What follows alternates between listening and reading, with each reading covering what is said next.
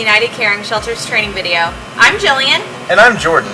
The United Caring Shelters have been providing 3 hot meals a day to those in need since 1991. The meals have been provided by generous volunteers willing to donate their time.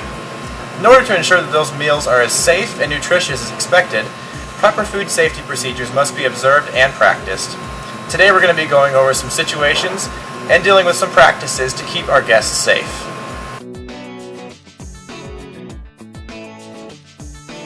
Today's food safety topics are going to be sanitation and awareness, cross-contamination and overall kitchen safety, and how to deal with transporting and holding foods.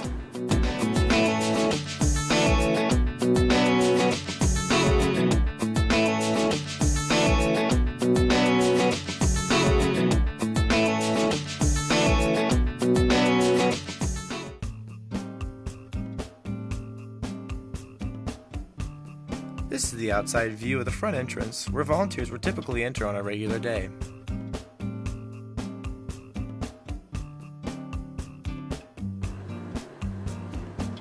The first thing a volunteer must do before preparing a meal is wash their hands.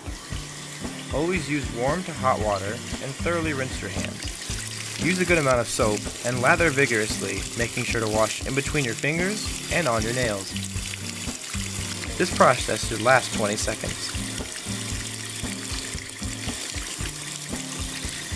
Rinse your hands and then use the paper towels provided to dry.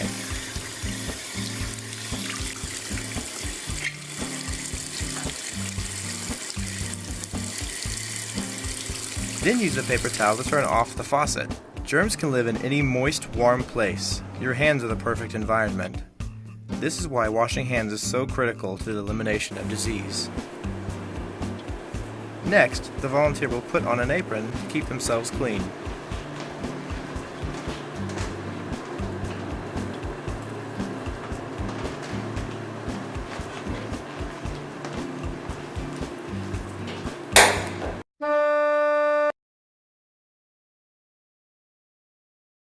Our volunteer forgot to put on gloves before she handled raw product.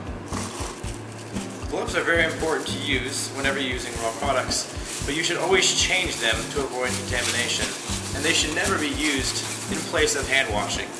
When removing the gloves, always turn them inside out to avoid further contamination. It is important to keep your hair up and out of the way in order to prevent physical contamination of the food. Hairnets serve as a barrier between the hair and the food product. Always use one to avoid physical contamination of the food.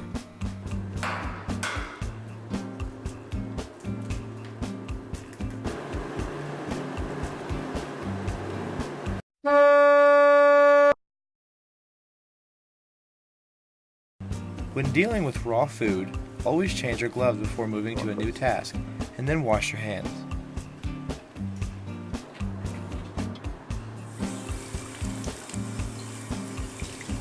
Clean the affected area with food-grade wash and sanitizer before moving on.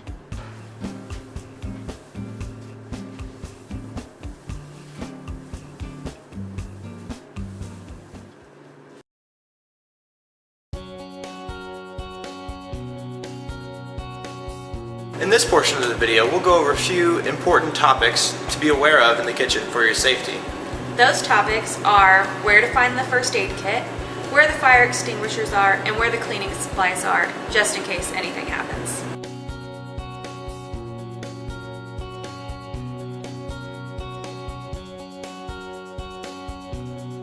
The first aid kit is located inside the designated first aid cabinet.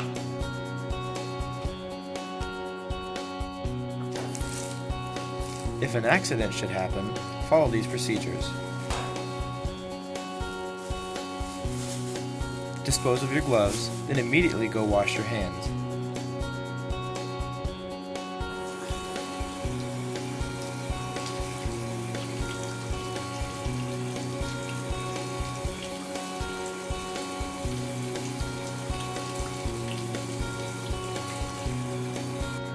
Apply a bandage to the cut.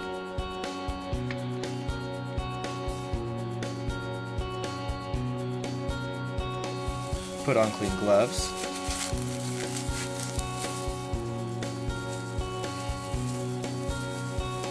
and then put the soiled dishes in the dish tank, then clean up your area.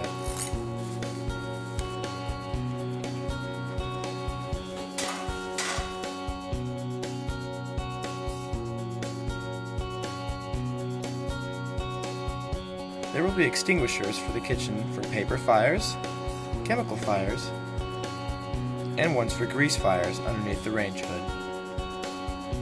If a grease fire should happen, do not remove the pan from the stove. Turn off the gas and cover it with the lid, and do not remove it until it has fully extinguished. An ABC fire extinguisher can be used on paper fires, grease fires, and electric fires. Pull the pin by the handle. Aim at the base of the fire, not the flames.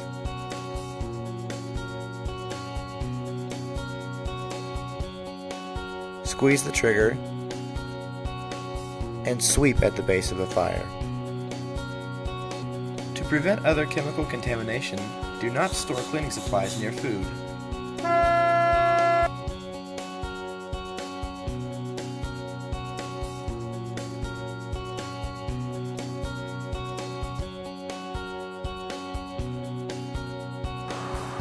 In this portion of the video, we'll be going over temperatures, thermometer use, and when it's appropriate.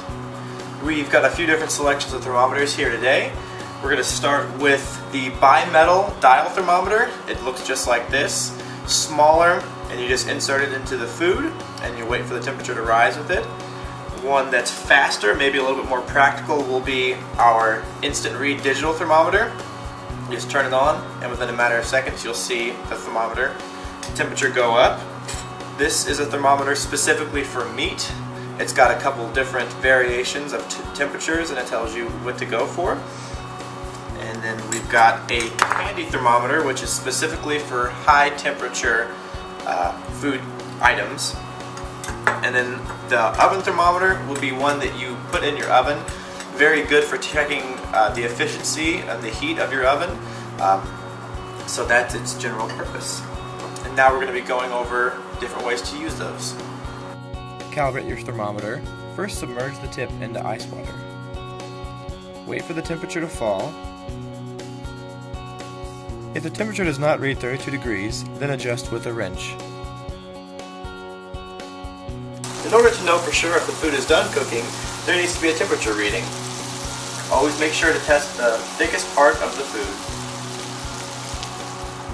It is essential that food is cooked to the appropriate temperature to kill the foodborne pathogens. The danger zone is a range where food is not safe to be held. If the food does fall in the danger zone, quickly refrigerate cold food or reheat hot food before 2 hours is up.